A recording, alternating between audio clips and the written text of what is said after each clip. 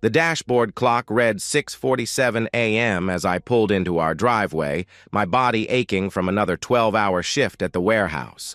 The overtime had been brutal this week, but the extra money would help us catch up on the mortgage and maybe, just maybe, I could surprise Carla with something nice for her birthday next month. She'd been hinting about wanting to redecorate the living room, and I'd been mentally calculating how many extra shifts it would take to make that happen. I sat in my truck for a moment, letting the engine tick as it cooled, watching our little two-bedroom house in the gray morning light. The paint was peeling a bit around the windows, and I made a mental note to pick up supplies this weekend. Carla always said she didn't mind the imperfections, but I minded. I wanted to give her better, even if it meant working myself to the bone. The front door was unlocked, which was unusual. Carla was always paranoid about security, especially when I worked nights. I called out as I entered, my work boots heavy on the hardwood floor we'd saved 6 months to install. "Carla? I'm home, baby." Silence. The house felt different, emptier somehow. I walked through to the kitchen, expecting to find her getting ready for her job at the dental office, but the coffee maker was cold and clean. No dishes in the sink. No sign of her morning routine. That's when I saw it. A white envelope on the coffee table, my name written across it in Carla's careful handwriting. My stomach dropped before I even knew why. Something about that envelope, sitting there so deliberately in the center of the table, screamed finality. I picked it up with hands that had started to shake. The paper was expensive, not the kind we usually had around the house. Inside were two things, a letter and what looked like divorce papers, already filled out, waiting for my signature. The letter was typed, not handwritten. Even in this, she couldn't be bothered to make it personal. "Jason, by the time you read this, I'll be gone. I can't do this anymore. This life of sweating for scraps, counting pennies, living paycheck to paycheck. I deserve better than this. We both do. But you've made it clear you're content with mediocrity. I've met someone who can give me the life I actually want. He understands that a woman has needs beyond the basic survival you provide. He's an upgrade in every way that matters, financially, socially, emotionally. He doesn't come home smelling like sweat and exhaustion. He takes me places. He buys me things. He makes me feel like a woman, not just a roommate who happens to share your bed.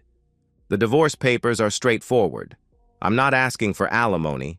Richard, that's his name in case you're wondering, says I won't need your money where I'm going. I just want out. I want free.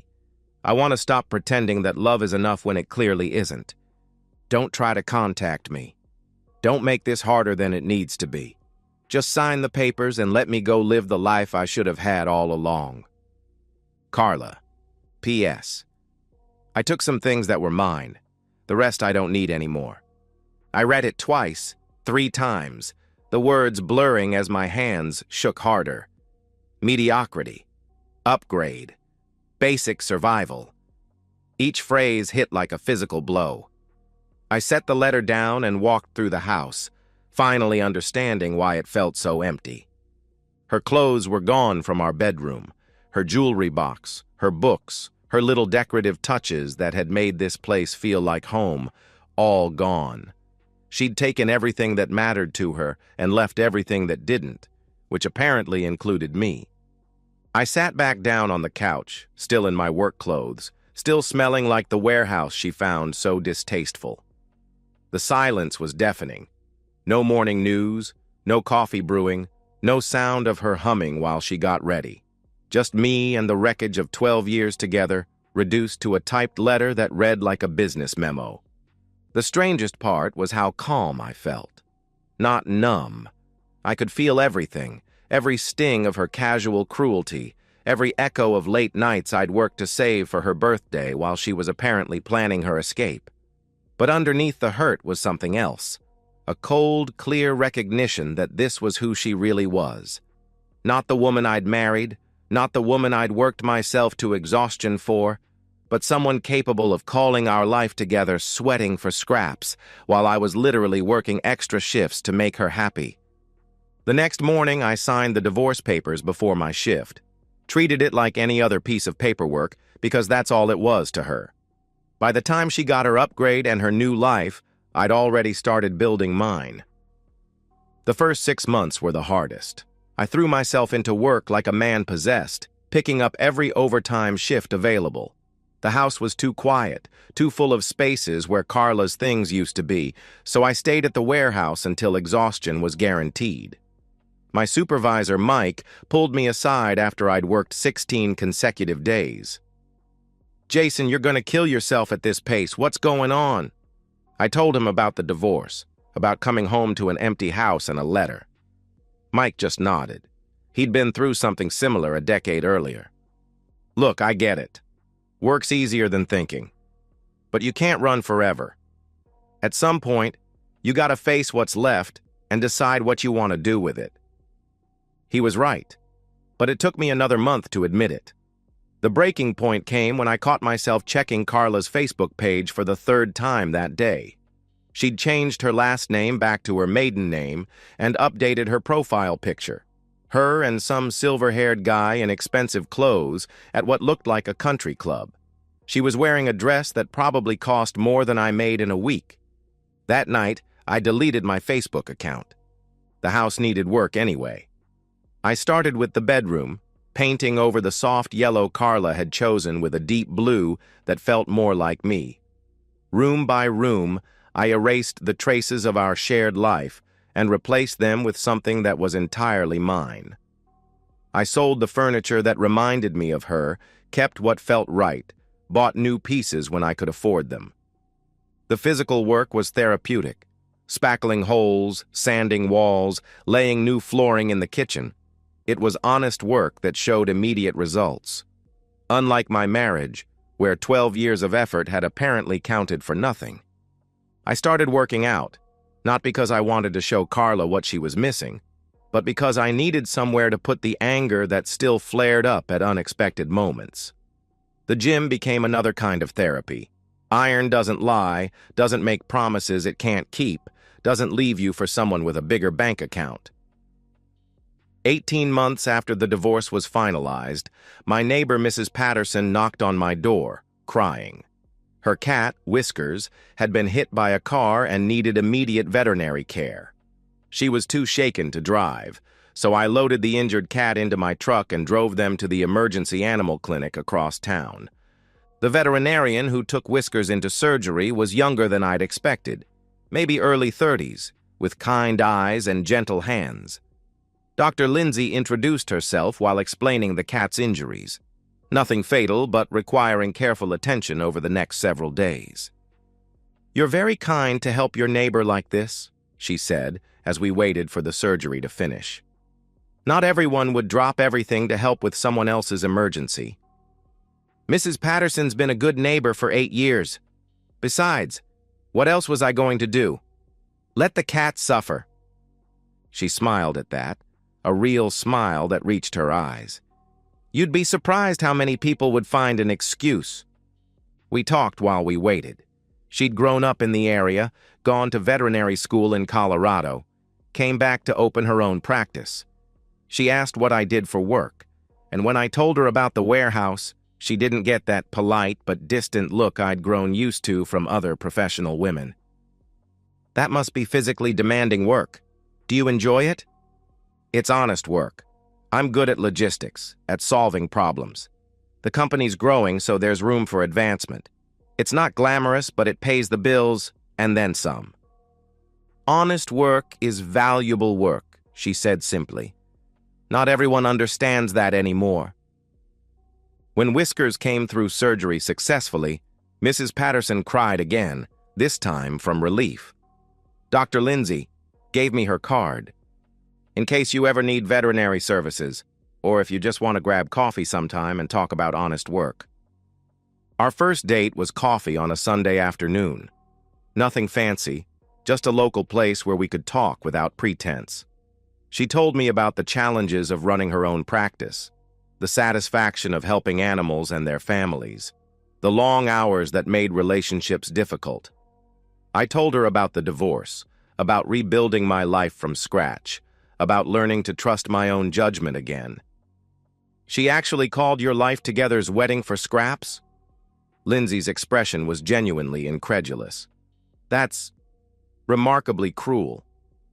Yeah, well, turns out I married someone who thought love was measured in dollar signs. Took me 12 years to figure that out. Her loss, Lindsay said quietly. Some of us appreciate a man who works hard and treats people with decency. We dated for 8 months before I asked her to move in, another 4 months before I proposed. Nothing rushed, nothing desperate, just two adults who'd both experienced disappointment and chose to build something real together. Lindsay never made me feel inadequate about my job or my income. She appreciated my work ethic, found my quiet consistency attractive, and never once suggested I needed to be someone different to deserve her love.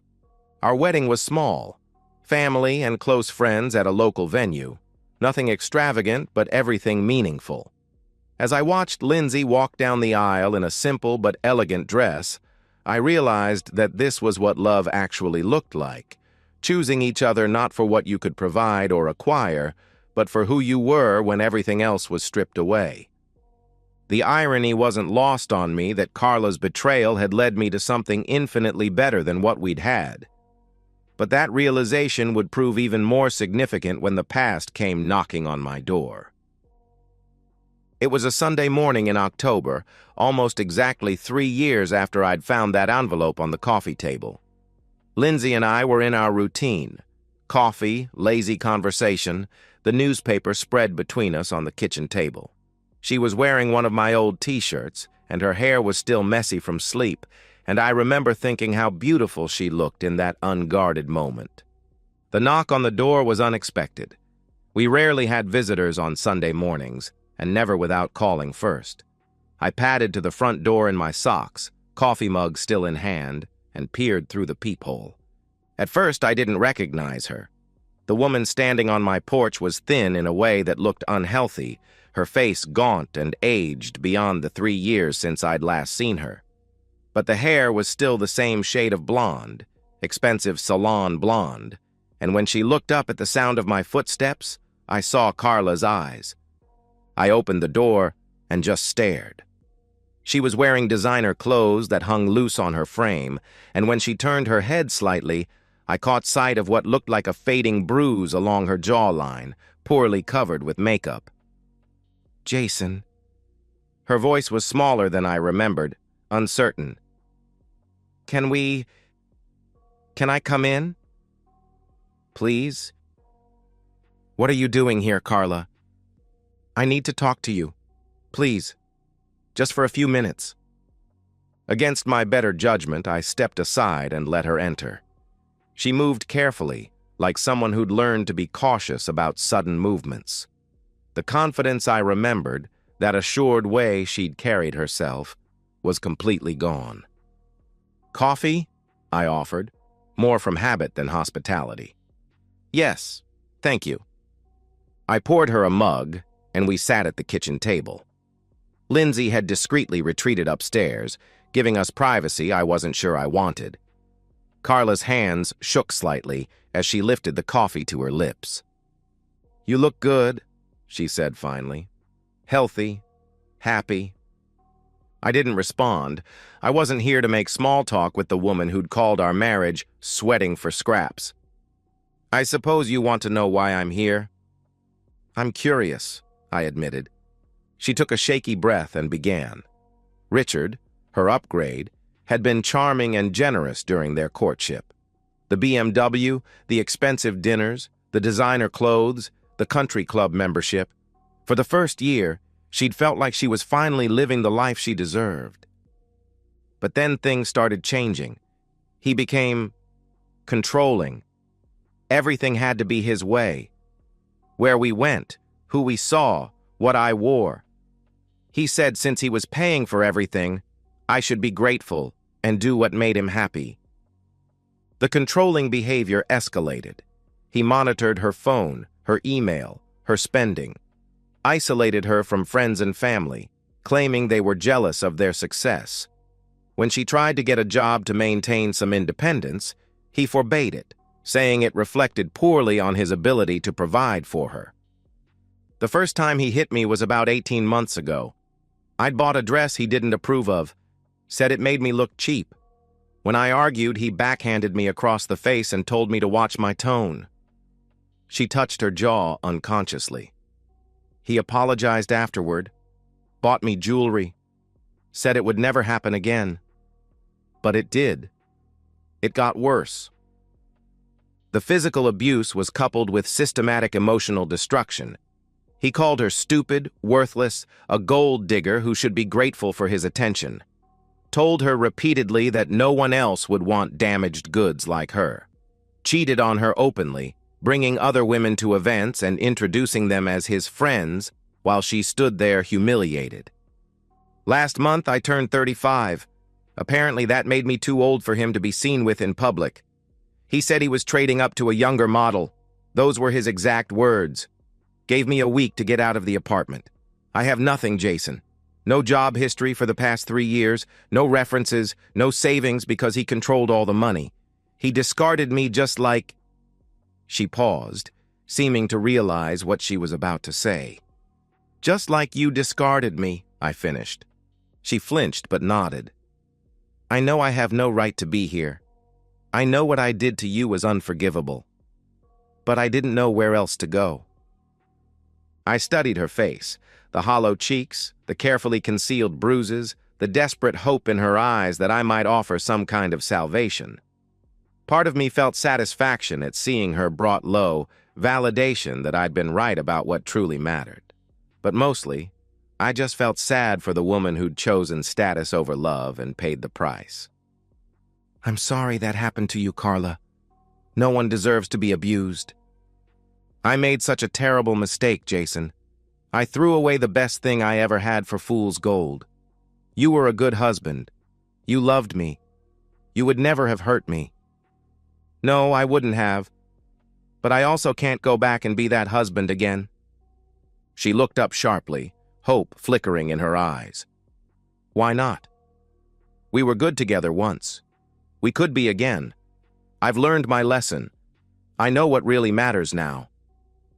Before I could respond, I heard footsteps on the stairs. Lindsay appeared in the kitchen doorway, and the contrast was immediately devastating.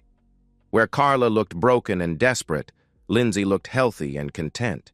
She was naturally beautiful in a way that didn't require expensive maintenance, confident in a way that came from inner peace rather than external validation. Sorry to interrupt, Lindsay said gently. I was just getting some water. But she moved to stand beside my chair, her hand resting lightly on my shoulder. Not possessive or territorial, just natural, comfortable, the unconscious gesture of a woman secure in her relationship. Carla stared at Lindsay with growing horror, seeing everything she'd thrown away reflected in this younger, prettier, more accomplished woman who loved me without conditions or reservations. The irony was brutal. Carla had left me for an upgrade, and here was my actual upgrade, better than her in every way that mattered. You're remarried, Carla said, her voice barely a whisper. Yes, this is my wife, Lindsay.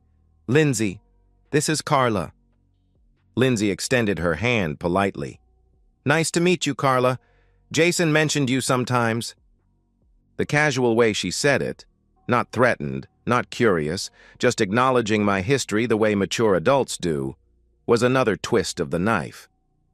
Carla shook her hand limply, staring at Lindsay's wedding ring, the simple but elegant band that matched mine. She's beautiful, Carla said to me, tears starting to flow. And young, and successful, I'm sure. She's a veterinarian, I said, has her own practice. Of course she does. Carla laughed bitterly. Everything I'm not. Carla, I said gently, I think you should go. Please, Jason. I have nowhere else to turn. I know I hurt you, but we had something real once. Doesn't that count for anything? I looked at this broken woman who'd once been my wife, who'd reduced our 12 years together to sweating for scraps in a typed letter, and felt something close to peace. You left me for money, Carla. I found peace. I think we're even now." The finality in my voice seemed to reach her. She stood on unsteady legs, gathering the remnants of her dignity. "I suppose I deserve that." "Probably. But I'm not trying to hurt you. I'm just being honest about what is." I walked her to the door, Lindsay trailing behind us. On the porch, Carla turned back one more time. "I really did love you, you know. I wanted more." "I know. But more of what you wanted wasn't what I had to give. Turns out what I had to give was exactly what someone else needed." She nodded, finally understanding. As she walked back toward a beat-up Honda Civic parked at the curb, such a far cry from the BMW I'd seen in her Facebook photos, I felt the last trace of anger leave my system. I closed the door and returned to the kitchen, where Lindsay was refilling our coffee cups. "You okay?" she asked. "Yeah, I really am." And I was. Carla's visit hadn't reopened old wounds. It had simply confirmed how completely they'd healed. The next few minutes unfolded like a slow-motion car crash. Carla remained frozen on the porch, staring at Lindsay with the expression of someone watching their worst fears materialize. Lindsay, completely comfortable in her pajamas and bare feet, moved through our kitchen with the easy familiarity of someone who belonged there completely. "Would you like me to make breakfast?" Lindsay asked me, already reaching for the eggs. "I was thinking pancakes since it's Sunday." The domesticity of it was crushing. Here was everything Carla had walked away from: Sunday morning breakfasts, comfortable silences, a partner who wanted to take care of you simply because they loved you, embodied in a woman who was objectively superior to her in every way. "That sounds perfect," I said, meaning it. "Thank you." Carla watched this exchange with growing desperation. "Jason, please, can't we at least talk privately? There's so much I need to say to you." "Carla, I think you've said what you came to say." "No, you don't understand. I've realized what I lost. What we had was special. It was real. I was young and stupid, and I made the worst mistake of my life." Lindsay glanced over from where she was mixing pancake batter, not with jealousy or insecurity, but with something closer to pity. She could see what I saw: a desperate woman trying to reclaim something she'd voluntarily destroyed. "The mistake wasn't leaving me," I said quietly. "The mistake was how you left me. What you said about our life together. If you'd just said you weren't happy, if you'd asked to try counseling, if you'd shown any respect for what we'd built together, things might have been different. I can show you that respect now. I can appreciate what you gave me. I was immature then, but I've grown up. I've learned what really matters." "Have you?" I asked. "Or have you just learned that the alternative was worse?" The question hung in the air between us. Carla's mouth opened and closed, but no answer came, because we both knew the truth. She hadn't gained wisdom. She'd simply run out of options. Lindsay started cooking, the sound of pancakes hitting the griddle filling the uncomfortable silence. The smell was warm and homey, another reminder of the life Carla had dismissed as inadequate. "She's everything I'm not, isn't she?" Carla said, her voice hollow. "Younger, prettier, more successful, and she loves you for who you are, not what you can give her." "Yes," I said simply. "She does." The irony is perfect, isn't it? I left you for an upgrade, and you actually found one. A real one. I looked at Lindsay, who was humming softly while she cooked, completely at peace in our shared life, and felt a wave of gratitude so strong it almost knocked me over. Not just for her, but for the entire journey that had brought us together. She's not an upgrade, Carla. She's just the right person for me. The person I was meant to find. After I cleared the way by being so spectacularly wrong about everything. Maybe. I don't know if I believe in fate, but I believe in consequences. You made choices based on what you thought would make you happy. So did I after you left. We both got what those choices deserved. Carla sank into one of the porch chairs, the fight going out of her completely. I used to mock your contentment, you know. Called it settling. Told my friends you had no ambition, no drive to be better. I thought happiness had to cost something, had to be earned through sacrifice and competition. And now? I asked. Now I understand that what you had, what we had, was priceless. And I traded it for fool's gold that turned to poison in my hands. Lindsay appeared with a plate of pancakes, offering them to Carla with genuine kindness. You look like you could use some breakfast. The gesture was so gentle, so unguarded, that Carla began crying again. This woman had every reason to be territorial, protective, even cruel. But instead she was offering food and comfort to the person who'd hurt her husband. It was exactly the kind of thing I would have done, the kind of basic human decency that had attracted Lindsay to me in the first place. I can't, Carla whispered. I can't take your kindness. I don't deserve it. Maybe not, Lindsay said gently, but you need it, and sometimes that's enough. Carla looked up at her, then at me, seeing clearly for perhaps the first time in years. You found someone who's not just beautiful and successful. You found someone who's genuinely good, someone who sees the best in people, even people who've hurt her family. I found someone who loves the same things I love, I corrected. Honesty, kindness, building something real together. Someone who doesn't need me to be anyone other than who I am. Everything I couldn't give you, she answered. Everything you chose not to give me. There's a difference, I replied. Carla stood slowly, leaving the untouched plate of pancakes on the porch rail. I should go. I can see that you're happy. Really, genuinely happy. And I can see why. She paused at the porch steps, looking back one more time. For what it's worth, I'm glad you found her. You deserved better than what I gave you. I just wish I'd been wise enough to appreciate what I had before I lost it. Take care of yourself, Carla. Get help for the abuse. Build a life based on what actually matters to you, not what you think should matter. She nodded and walked toward her car. No longer the confident woman who'd left me for a wealthier man, but not entirely the broken woman who'd appeared on my doorstep either. Maybe she'd learned something from seeing what real love looked like. Maybe not. Either way, it was no longer my concern. I watched her drive away, feeling nothing but relief and gratitude. Lindsay slipped her hand into mine. You were kind to her, she said, even after what she put you through. She's already been punished enough. Life took care of that without any help from me. Do you think she really understands now what she lost? I considered the question, thinking about the desperation in Carla's eyes, the recognition of what real partnership looked like when she saw it embodied in Lindsay. Yeah, I think she does. And I think that's going to be the hardest part for her to live with, knowing exactly what she threw away and why she can never get it back.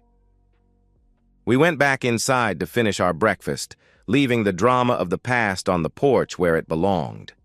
The pancakes were perfect, the coffee was strong, and the woman beside me was everything I'd never dared to hope for. Sometimes the best revenge isn't revenge at all. Sometimes it's just living so well that your enemies punish themselves. 6 months later, Lindsay and I were planning a small vacation. Nothing extravagant, just a long weekend at a cabin in the mountains where we could hike and read and enjoy each other's company without distractions.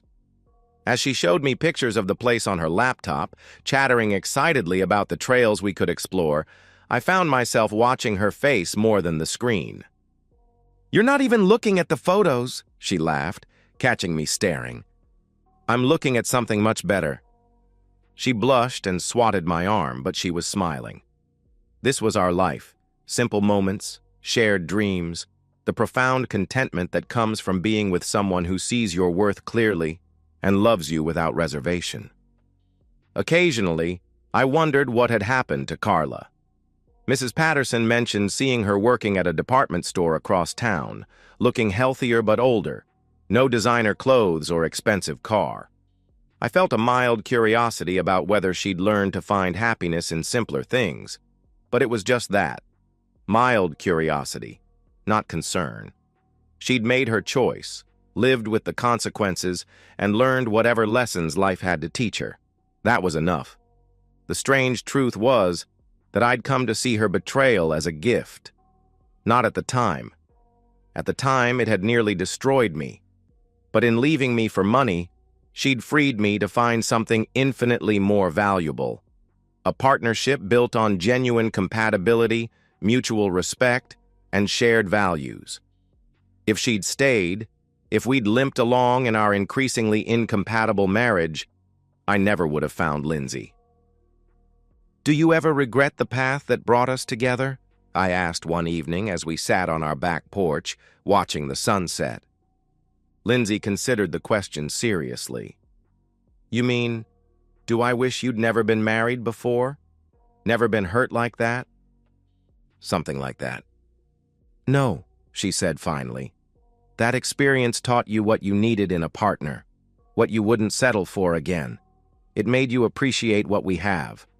I think everything that happened to both of us, the good and the bad, was necessary to get us to this point." She was right.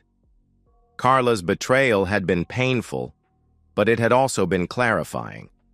It had taught me the difference between someone who loved me and someone who loved what I could provide.